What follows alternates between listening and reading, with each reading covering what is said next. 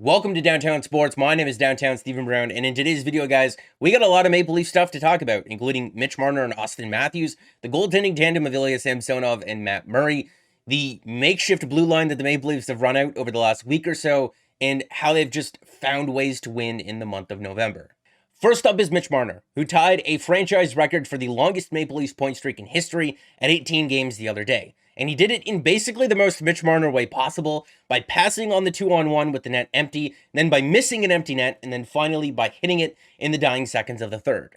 All of that happening while it was still just a one-goal game and the Sharks were getting scoring opportunities at the other end of the ice. It was very frustrating to watch unfold, but at the same time, hockey is a game, and sometimes things are just meant to be fun and dumb. And Marner did acknowledge it after the game, saying, yeah, it was kind of stupid of him to pass on the 2-on-1. You could really tell that when he was getting that standing ovation, that bit of a curtain call from the crowd towards the end of the game, that he was holding a lot of the emotions back, but also letting a lot of them out. And for a guy who was playing as frustrated as he was about a month or so ago, smashing his stick in the game against the Ducks, he deserved this. Because he's been awesome not only this season for the Maple Leafs, but over the last number of years. From the start of 2022, so going back to January of last season until now, Mitch Marner's fourth in the NHL with 105 points in his last 73 games, just 9 behind Connor McDavid. He's also 15th in goals over that same time period. This goes so much further than just an 18-game point streak. To see him and hear him get that standing ovation after notching that empty net goal, I was listening to the game on the radio. It gave me goosebumps.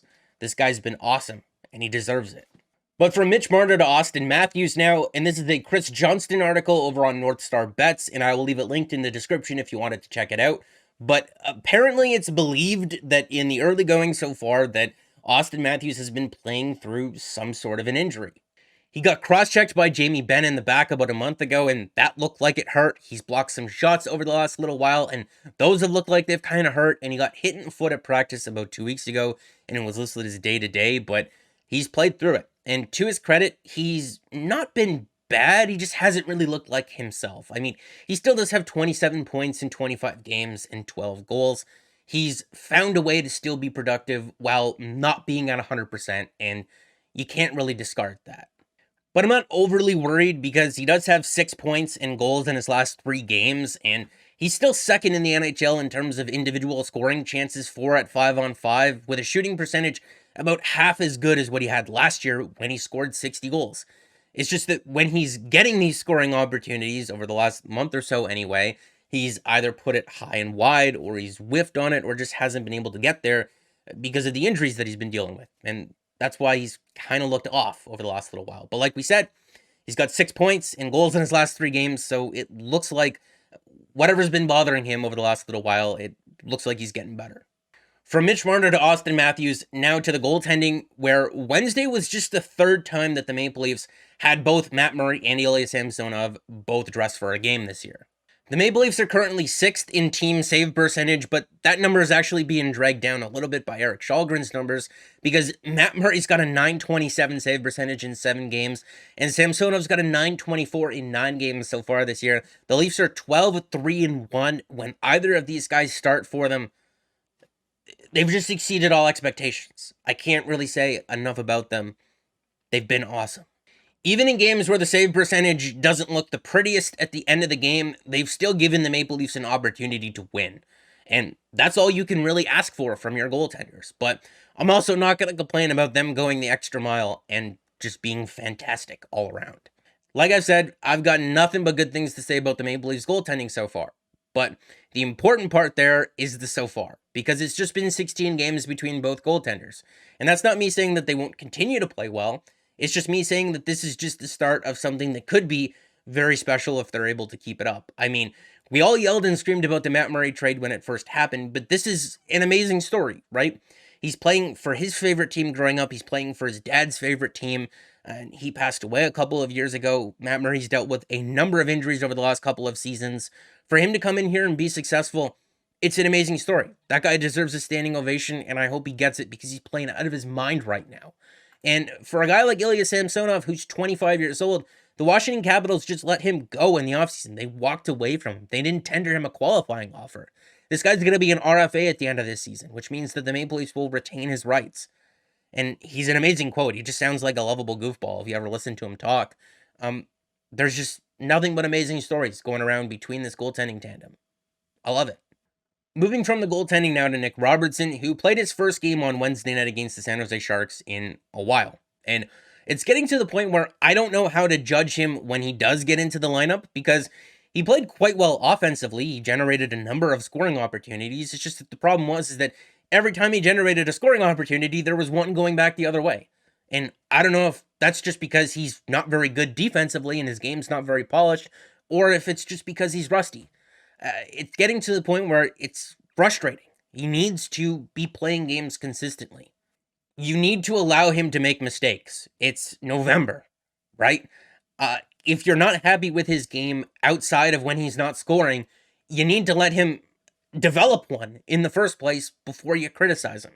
He just needs to be playing. And unfortunately, this isn't the way that I would have wanted Nick Robertson to get more playing time, but it looks like Calle Jarnkrok is going to be out for the next couple of weeks with a groin injury. So maybe Nick Robertson can use this as an opportunity to anchor a spot in this lineup. This is actually a really good transition, because moving off of Nick Robertson and his opportunity to maybe play a bit more with the injury to Calle Jarnkrok and maybe step up a bit are two guys who have really stepped up on the Maple Leafs blue line with the number of injuries that they've suffered. Morgan Rielly's out, TJ Brodie's out, Jake Muzzin is out. They've even suffered injuries to some of their depth players like Jordy Ben. I know that Justin Holl goes through his hot and cold stretches, and everyone argues, is he good, is he bad? It's always somewhere in the middle, but you can't discard the fact that he's on a heater right now. He's playing well when the Maple Leafs have needed him the most. He's playing between 21 and 25 minutes a night, and yeah, that game against the Sharks wasn't necessarily the greatest, but the previous couple of games were awesome. Like I said, you can hate him, you can love him, you can think he's good, you can think he's bad, but you can't discard the fact that he's been good when the Maple Leafs have needed him the most.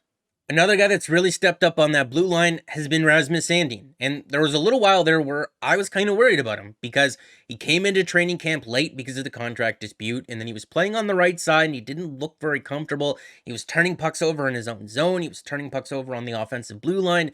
He just didn't look very good to start this season, but they've since moved him back to the left side. They're playing him with Timothy Liljegren, and he's playing well. Not just on the third pair, but in top 4 minutes, playing 22, 21, 22, 22 minutes a night. And I mean, you can't ask for more. This is a guy that we're seeing develop right in front of us. And if he can continue to do this with Timothy Liljegren, when Morgan Rielly and TJ Brodie get back, this Maple Leafs decor is going to be that much better.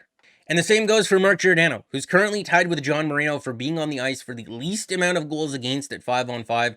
For defenders who have played at least 500 minutes this season, he's been awesome for the Maple Leafs so far. The month of November has been very kind to the Maple Leafs over the last couple of seasons. After a very tumultuous October, they find themselves third in the NHL in points, fourth by points percentage, and suddenly things are looking a lot better. Nobody's raising any banners or hoisting any trophies or making any bold proclamations. It was one good month. It was one very good month, but still just 1 month.